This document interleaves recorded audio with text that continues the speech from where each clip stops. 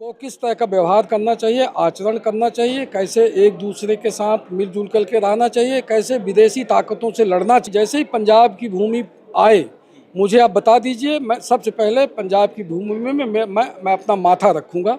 इस रैंकिंग में पंजाब केंद्रीय विश्वविद्यालय पिछले 5 वर्षों से लगातार टॉप 100 में है। हिंद दी चादर श्री गुरु तेग बहादुर सिंह जी के नाम से एक अलग से सेक्शन खोला है।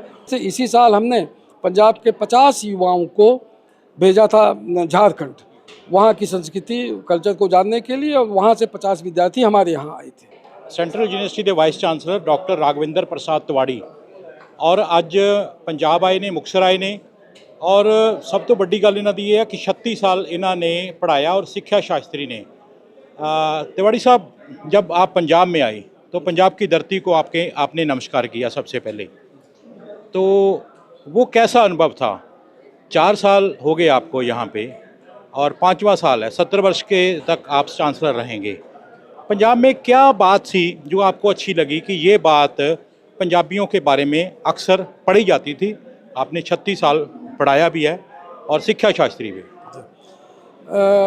पंजाब के बारे में मुझे यहाँ आने के पूर्व में जो जानकारी थी वो ये थी कि यहाँ पर 10 गुरु साहिबानों ने लगातार मुगलों से संघर्ष लिया, देश की अस्मिता को बचाया और पूरे इस क्षेत्र के ही नहीं बट पूरे देश के समाज को एकत्रित करने में, इकट्ठा रखने में बहुत बड़ा योगदान दिया।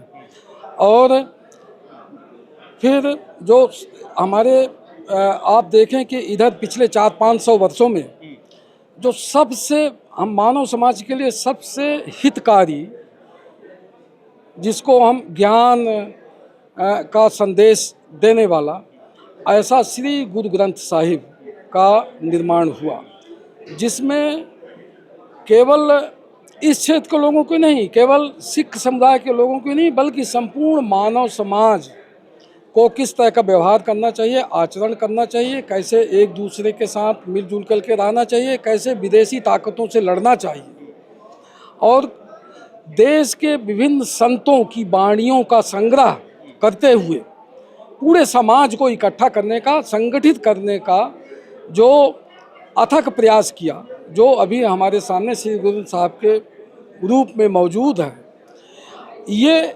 मुझे सबसे ज़्यादा प्रभावित करता था। इसीलिए जब मैं 22 अगस्त को ज्वाइन करने आया तो यहाँ पर जैसे ही मैं बोल के रखा था अपने लोगों को जो मुझे रिसीव करने आए थे कि जैसे ही पंजाब की भूमि आए, मुझे आप बता दीजिए, मैं सबसे पहले पंजाब की भूमि में मैं अपना माथा रखूंगा, उसके बाद वहाँ प्रवेश करूँगा। इतनी पावन भूमि, इतनी पवित्र भूमि, आप देखेंगे कि स्वतंत्रता संग्राम में इस क्षेत्र के लोगों ने, सरदार भगत सिंह जी ने, अन्य लोगों ने इतना बड़ा योगदान दिया है। और केवल सिख समुदाय नहीं, सभी लोगों के, समाज के सभी वर्ग के लोगों की रक्षा सुरक्षा सुनिश्चित करने के लिए जो गुरु साहिबानों ने काम किया, वो अद्वितीय काम है। उनका हम सबको स्मरण करना चाहिए और उसको हमेशा हम सबको ध्यान में रखना चाहिए। ये चूँकि मैं पढ़ता था इसलिए मुझे मालूम था। एक बात मैं और कहना चाहूँगा कि जिस तरीके से पंजाब को फिल्मों में रेखांकित किया गया वो बहुत गलत है। फिल्मों में देखने से पंजाब के बारे में, आप खासकर जो 70s में, 80s में, 90s में जो फिल्म बनी है और जिस तरीके से पंजाबी समाज का चित्रण उसमें किया गया है, वो बिल्कुल सही नहीं है। उसको, उन फिल्मों को यहाँ देखें और यहाँ आके जो वास्तविकता है उसको देखें तो पंजाब भिन्न है। यहाँ के लोग बहुत ही अच्छे हैं, मेहमानों की बहुत अच्छी खातिरदारी करते हैं और बहुत ही विशाल हृदय के हैं। तो इसको मैं भी हमारे यहाँ कुछ रिकॉर्डिंग की व्यवस्था है, हमने स्टूडियो बनवाया है, तो वहाँ पर भी पंजाब के असली चरित्र को, पंजाब के असली स्वभाव को, जिसको हम पंजाबियत कहते हैं, उसको अच्छे से रेखांकित करने के लिए भी हमारे विश्वविद्यालय में कार्य चल रहा है और हम उसको YouTube में डालेंगे जिससे पंजाब को अच्छी रूप से समझ पाएं। मैं वहीं पे आता हूँ। सेंट्रल यूनिवर्सिटी के वाइस चांसलर प्रोफेसर राघविंदर प्रसाद तिवाड़ी, पंजाबी डिपार्टमेंट की जब बात आती है तो इंडियन इंस्टीट्यूट ऑफ लैंग्वेज से आपका एक MOU साइन करते हैं। जी। उसका मकसद क्या है, उसका क्या फ़ायदा होगा पंजाबियों को, क्योंकि आप Punjab university, central university Punjab के वाइस चांसलर हैं। जी, देखिए ऐसा है कि जो भाषा है, चाहे पंजाबी हो, चाहे हिंदी हो, चाहे संस्कृत हो, अन्य भाषाएं हों, जो सबसे बड़ी आज समस्या है इन भाषाओं के विस्तार में, विकास में, वो ये है कि इनको पढ़ने के बाद लोगों को जॉब नहीं मिलता, नौकरी नहीं मिलती। ये संस्थान ऐसा है कि इसमें पंजाबी को लैंग्वेज के साथ कैसे इसका इंटीग्रेशन करें, जिससे कि पंजाबी भाषा से एमए पीएचडी करने वाले लोगों को रोजगार मिल सके। ये एक बहुत बड़ा विषय है और इस विषय में हमारा विश्वविद्यालय काम कर रहा है। एक और बात है, पीजी कोर्स जो है उसमें एडमिशन हो रहा है, नो इशू, पर अंडर ग्रेजुएट कोर्स के लिए ये यूनिवर्सिटी बना था। आपकी टनव्योर में जो लोग पंजाब के हैं जो यूजी कोर्स करना चाहते हैं, वो दिल्ली जाते हैं या कहीं और जाते हैं, उनको कब बेनिफिट मिलेगा? यूजी कोर्स कब शुरू हो रहे हैं यहाँ पे आपकी सेंट्रल यूनिवर्सिटी में? देखिए आपने सही कहा कि इस विश्वविद्यालय में अभी तक पीजी और पीएचडी प्रोग्राम ही चल रहे हैं। शुरुआत से ही पहले वाइस चांसलर महोदय थे, उन्होंने ये रूपरेखा रखी कि इस विश्वविद्यालय में केवल पीजी और पीएचडी की पढ़ाई होगी। लेकिन जैसा आपने बहुत सही कहा, इस क्षेत्र के लोगों को गुणवत्तापूर्ण अंडर ग्रेजुएट प्रोग्राम पढ़ाई की भी आवश्यकता है। इसको ध्यान में रखते हुए हम अगली जुलाई से 4 विषयों में यूजी प्रोग्राम चल रहे हैं, शुरू कर रहे हैं, शुरुआत होने जा रही है। एक है बीए एलएलबी, दूसरा है बी फार्म, तीसरा है बीए बीएड बीएससी बीएड और एक है बीटेक। तो 4 प्रोग्राम हम अगली जुलाई से शुरू करने जा रहे हैं और आपके माध्यम से मैं यहाँ के युवाओं से अपील करना चाहूँगा कि वो हमारे यहाँ अवश्य प्रवेश लें। हमारे यहाँ बहुत ही कम फीस में, अब पंजाब में जितने विश्वविद्यालय हैं सभी विश्वविद्यालयों के तुलना में हमारे विश्वविद्यालय में जो हम फीस लेते हैं विद्यार्थियों से वो 1/3 है। तो बहुत ही सस्ती फीस में हम बहुत ही अच्छी गुणवत्तापूर्ण शिक्षा अपने विश्वविद्यालय में प्रदान कर रहे हैं। इसलिए पंजाब के युवाओं से मैं अपील करता हूं कि वो हमारे विश्वविद्यालय में प्रवेश अवश्य लें। सेंट्रल यूनिवर्सिटी स्टार्टअप डे मनाती है, लोगों को स्टार्टअप का क्या बेनिफिट हो रहा है, कैसे हो रहा है, उसके लिए अवेयरनेस प्रोग्राम आपने चलाया। उसका फ़ायदा कितने लोग ले रहे हैं और जो फ़ायदा लेना चाहते हैं वो कैसे अप्रोच करें सेंट्रल यूनिवर्सिटी ऑफ पंजाब से? देखिए हमने अपने विश्वविद्यालय में एक सेंटर खोला है, निधि ITBI इंक्यूबेशन सेंटर, जहां पर बिजनेस आइडियाज़ को प्रूफ ऑफ कंसेप्ट तक ले जाने के लिए व्यवस्था है। हमने 3-4 राउंड की पिचिंग भी करा ली है, जहां बिजनेस आइडिया लोग बाग पंजाब के युवा आकर के अपनी बिजनेस आइडिया को प्रेजेंट करते हैं और यदि वो बिजनेस आइडिया, एक टीम होती है सेलेक्ट करने के लिए, फिर उसको हम अपने यहाँ, हमारे यहाँ जो लैब है उसको प्रूफ कराते हैं कि बिजनेस आइडिया ये वर्केबल है कि नहीं, ये प्रोडक्ट में बदली जा सकती है कि नहीं। तो इस तरह का कार्य हमारे यहाँ ऑलरेडी चल रहा है। हम इसको और ज़्यादा प्रचारित करेंगे जिससे पंजाब के ज़्यादा से ज़्यादा युवा इसका लाभ ले सकें। सेंट्रल यूनिवर्सिटी पंजाब के तीसरे वाइस चांसलर हैं आप। कौन सी अचीवमेंट 4 साल में अचीव करी है पंजाब ने आपकी गाइडेंस में, और फ्यूचर में 1 साल में क्या क्या खास होगा जो आप पंजाब की याद को देकर जाएंगे, पंजाब की एजुकेशन को, पंजाब की यूथ को देकर? देखिए हमारा विश्वविद्यालय 2009 के बाद करीब 24 विश्वविद्यालय, केंद्रीय विश्वविद्यालय अपने देश में बने हैं। तो इन 24 विश्वविद्यालयों में से हमारे यहाँ केवल सेंट्रल यूनिवर्सिटी पंजाब ही ऐसा है जो नेशनल रैंकिंग में, विश्वविद्यालयों की रैंकिंग हर एक वर्ष होती है, प्रतिवर्ष होती है, NIRF जिसको बोलते हैं, नेशनल इंस्टीट्यूशनल रैंकिंग फ्रेमवर्क। इस रैंकिंग में पंजाब केंद्रीय विश्वविद्यालय पिछले 5 वर्षों से लगातार टॉप 100 में है। केवल यही एक ऐसा केंद्रीय विश्वविद्यालय है 2009 के बाद जो बने हैं, उसमें से हमारा ही विश्वविद्यालय टॉप 100 में इसमें है। अब इस साल की रैंकिंग अगले महीने आने वाली है, हम आशा करते हैं कि हम भी उसमें रहेंगे।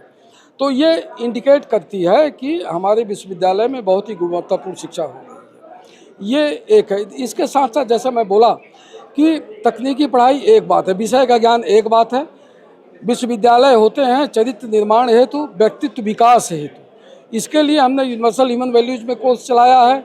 इसके लिए हमने अपने विश्वविद्यालय में हिंद दी चादर श्री गुरु तेग बहादुर सिंह जी के नाम से एक अलग से सेक्शन खोला है, जहाँ पर उनके विचारों का संकलन जो भी लेखकों ने किया है वो सभी पुस्तकें, सभी लेख उसमें मौजूद हैं।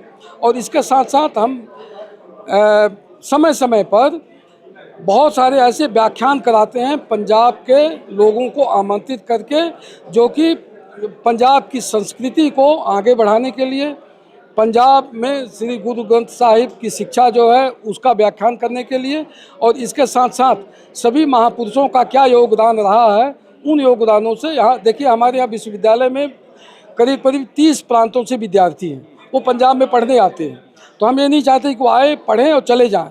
वो पंजाब में शिक्षा ग्रहण कर रहे हैं तो पंजाब के बारे में जाने भी, पंजाब की संस्कृति को जाने, या पंजाबियत को जाने, यहाँ के जो गुरु साहिबानों का, यहाँ के स्वतंत्रता सेनानियों का जो योगदान रहा है भारतवर्ष के लिए, उसको भी जाने। उन सब की व्यवस्था हम अपने विश्वविद्यालय में करते हैं। और इसके अलावा हमारा 8 नए विभाग, जो कि जैसे आर्टिफिशियल इंटेलिजेंस है, और इसके साथ साथ मशीन लर्निंग है। तो जो इमर्जिंग टेक्नोलॉजी से संबंधित जो प्रोग्राम है, जैसे ग्रीन एनर्जी है, सस्टेनेबल डेवलपमेंट है, इन पर भी हम नए प्रोग्राम शुरू करने के लिए भारत सरकार के पास प्रस्ताव भेजे हैं। और हमें आशा है कि 2-3 महीने के अंदर ये हमारा प्रस्ताव की स्वीकृति हो जाएगी और हम इन सभी नए कोर्सेज में भी पढ़ाई अगले सत्र से शुरू कर पाएंगे। सेंट्रल यूनिवर्सिटी के वाइस चांसलर प्रोफेसर राघवेंद्र प्रसाद सोशल सर्विस की एग्जांपल देते हैं, फॉरेन की, फूड की देते हैं। हमारी तो अभी ज़रूरत नहीं है, क्योंकि लंगर की आपने बात की है, आर्टिफिशियल इंटेलिजेंस की बात की है, आपने बात की है कि देश के जो विभिन्न स्टेट हैं वहाँ से स्टूडेंट आ रहे हैं। लेकिन आप ये बात कभी कभी दिमाग में आती होगी आपके भी कि सेंट्रल यूनिवर्सिटी पंजाब में है, तो पंजाब का जो नौजवान है वो उतना फ़ायदा नहीं ले रहा।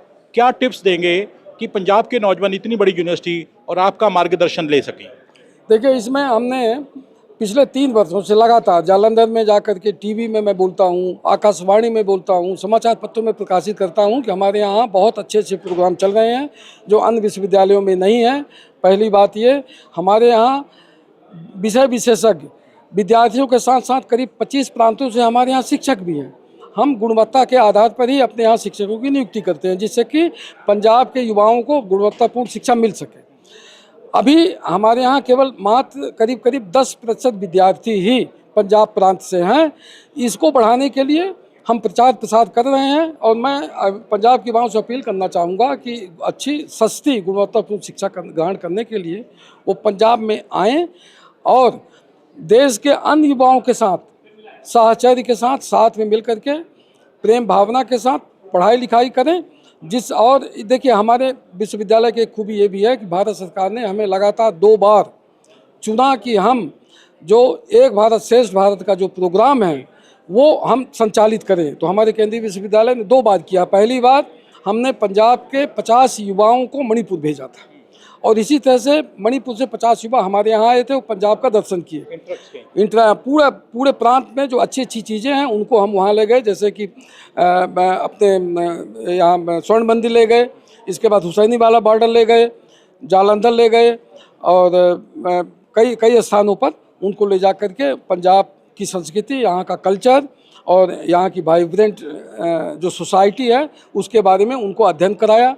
और इसी तरीके से इसी साल हमने पंजाब के 50 युवाओं को भेजा था झारखंड, वहाँ की संस्कृति कल्चर को जानने के लिए, और वहाँ से 50 विद्यार्थी हमारे यहाँ आए थे। तो ये एक प्रोग्राम हमारे यहाँ का जो यूनिवर्सल सेलिंग पॉइंट है, ये भी बहुत अच्छा प्रोग्राम हमारे यहाँ चला। कोई बात मैंने पूछनी भूल गया हूँ, आप बोलना चाहते हो? मैं ये बोलना चाहता हूँ कि देखिए, पंजाब की 2-3 समस्याएं हैं मेरे समझ में। मैं 4 वर्ष रहा हूँ, और मेरे दादाजी ने बोला था कि जहाँ का खाओ वहाँ का बजाओ। ये मूल मंत्र मैं गांठ बांध के रखा हुआ हूँ। मैं पंजाब में पिछले 4 वर्ष से अपना जीवन यापन कर रहा हूँ, तो मुझे पंजाब के बारे में मैं सोचता हूँ, और सोचने पर हमें 2-3 बातें निकल कर के आई हैं।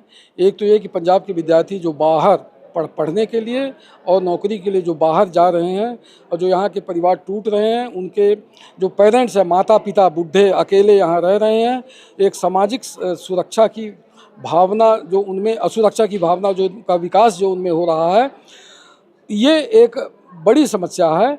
और ज़्यादा से ज़्यादा लोग यहाँ आ रहे हैं। देखिए, भारतवर्ष की खासियत है सांस्कृतिक विविधता, और हमारा जो सिख समुदाय है कितना कलरफुल समुदाय है। मैं विश्वविद्यालय में जब भी कोई फ़ोटो खिंचवाता हूँ तो मैं ज़रूर 1-2 सरदार जी को अपने साथ रखता हूँ, जिससे कि फ़ोटो देख के कोई लगे कि तिवारी पंजाब में सेवा दे रहे हैं। पंजाब की पहचान पगड़ी से है मेरी, यदि आप माने तो इस पगड़ी को सुरक्षित रखना, इसकी इज्जत को बरकरार रखना हम सब लोगों का कर्तव्य है। और पंजाब कलरफुल रहे, यहाँ पर बाहुल्य हमारे सिख भाइयों का रहे, मैं यही चाहता हूँ कि पंजाब की 90% जनसंख्या सिख रहे। और यदि यहाँ की जनता भगेगी, हमारे सिख भाई भगेंगे, तो ये डेमोग्राफी चेंज होगी, यहाँ पर सिख भाइयों की संख्या कम होगी, जो बहुत दुखद बात होगी। तो मैं एक बात ये सोचता हूँ। दूसरी बात, मैं दिल खोल के बोलता हूँ, दूसरी बात यह है जो यहाँ धन परिवर्तन हो रहा है वो हमारे सिख समुदाय के लिए बहुत ही घातक है, इसको हमें रोकना पड़ेगा। ये दो बातें, समस्याएं हैं जिनके लिए मैं पंजाब के सभी लोगों से, सभी सज्जनों से अपील करना चाहता हूँ कि इन दो बातों को रोकें। Thank you. Central university Punjab ਦੇ ਵਾਈਸ ਚਾਂਸਲਰ ਡਾਕਟਰ ਰਾਗਵਿੰਦਰ ਪ੍ਰਸਾਦ ਤਿਵਾੜੀ ਮਨ ਦੇ ਵਿੱਚ ਪੰਜਾਬ ਵਸਦਾ ਹੈ, ਪੰਜਾਬੀਆਂ ਲਈ ਚਿੰਤਤ ਨੇ ਔਰ ਸੈਂਟਰਲ ਯੂਨੀਵਰਸਿਟੀ ਆਫ ਪੰਜਾਬ ਜਲਦੀ ਹੀ ਜਿਹੜੇ ਯੂਜੀ ਕੋਰਸ ਆ ਉਹ ਸ਼ੁਰੂ ਕਰਨ ਜਾ ਰਹੀ ਹੈ। ਆਰਟੀਫਿਸ਼ੀਅਲ ਇੰਟੈਲੀਜੈਂਸ ਤੇ ਇੰਡੀਅਨ ਇੰਸਟੀਚਿਊਟ ਆਫ ਲੈਂਗੁਏਜ ਦਾ ਜਿਹੜਾ MOU ਸਾਈਨ ਕੀਤਾ ਹੈ ਉਹ ਭਾਸ਼ਾਵਾਂ ਨੂੰ ਇੱਕ ਵੱਡੇ ਪੱਧਰ ਦੇ ਉੱਤੇ ਪ੍ਰਸਾਰਨ ਦੇ ਲਈ ਵੀ ਸੈਂਟਰਲ ਯੂਨੀਵਰਸਿਟੀ ਪੰਜਾਬ ਦਾ ਬਹੁਤ ਵੱਡਾ ਯੋਗਦਾਨ ਹੈ। ਸੋ ਮੈਨੂੰ ਜਸਵਿੰਦਰ ਸਿੰਘ ਬਿੱਟਾ ਨੂੰ ਦਿਓ ਇਜਾਜ਼ਤ। ਧੰਨਵਾਦ, ਸਤਿ ਸ੍ਰੀ ਅਕਾਲ।